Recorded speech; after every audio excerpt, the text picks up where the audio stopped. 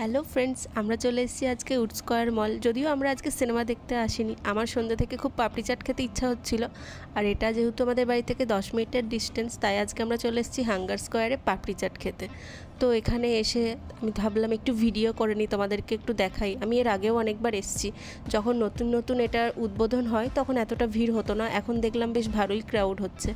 আর ঠিক পাশেই একটা জায়গা করে ওখানে অ্যানিভার্সারি সেলিব্রেশন হচ্ছিলো, দেখতে খুব ভালো লাগছিলো, 50তম অ্যানিভার্সারি সেলিব্রেশন।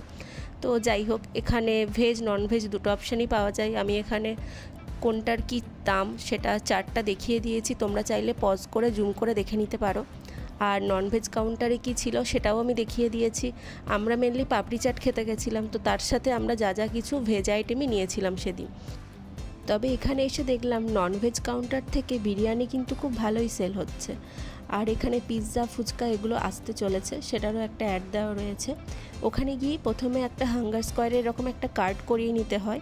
আমরা এই কার্ডটা করিয়েছিলাম, আমরা 1000 মতো টাকা এর মধ্যে ভরেছিলাম, কারণ মনে হয়েছিল এর বেশি আর খেতে পারবো না। এই হচ্ছে সেই বিল। এরপরে আমরা প্রথমেই অর্ডার দিয়ে দিয়েছিলাম ছোলে ভাটোরে, যেটার প্রাইস ছিল 160। তারপরে নিয়ে নিয়েছিলাম প্লেন ধোসা। সাউথ ইন্ডিয়ান ফুডের মধ্যে ধোসা আমার খুব ফেভারিট, এটার প্রাইস পড়েছিল 120।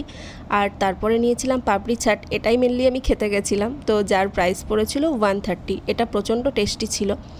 আর এই হচ্ছে বিল, আমি দেখিয়ে দিয়েছি কোনটার কত দাম। সত্যি কথা বলতে তিনটে আইটেমই ভীষণ ভালো ছিল। এরপরে অর্ডার করেছিলাম টুটি ফুটি। টুটি ফুটিটা দেখতে খুব কালারফুল লাগছে, কিন্তু সত্যি কথা বলতে টেস্ট আমার একদমই ভালো লাগেনি।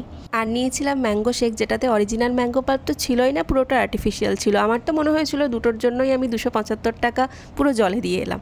তো যারা যারা এখানে এসে আগে খেয়েছো, তোমাদের কোন খাবারটা বেশি ভালো লেগেছে সেটা অবশ্যই কমেন্ট করে জানাবে।